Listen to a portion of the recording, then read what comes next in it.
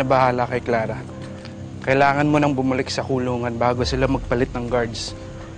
Baka may makapansin na wala ka doon. Sige.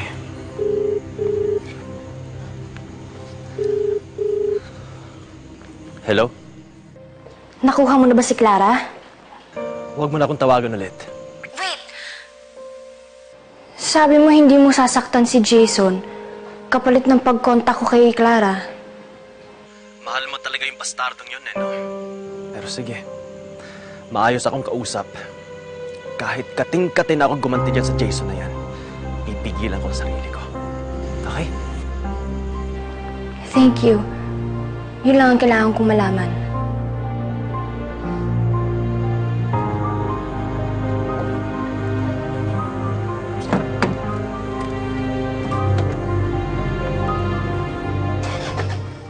Nay, alis na po ako!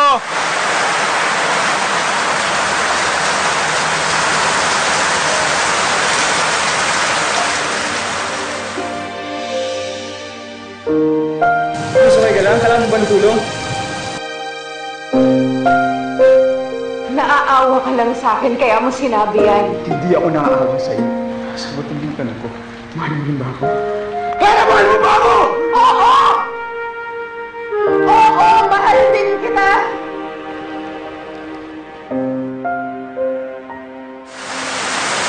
Jason, kaya mo. Anak, ayos ka lang ba?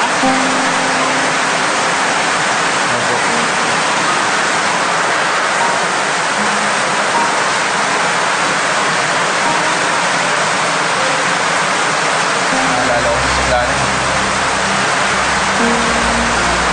Bakit hindi mo siya tawagan? Pakibalita ka, kamustahin siya. Hindi naman ata masama yun.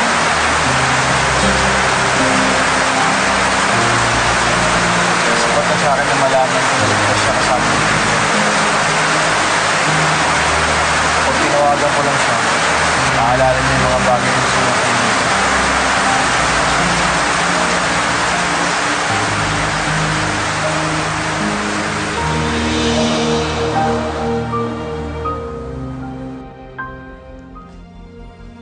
Kulit ng kaibigan mo, ha? Sabihin mo sa kanya, huwag na siya tawag ulit, ha? Oh! Huwag na huwag ka magkakamali magsumbong.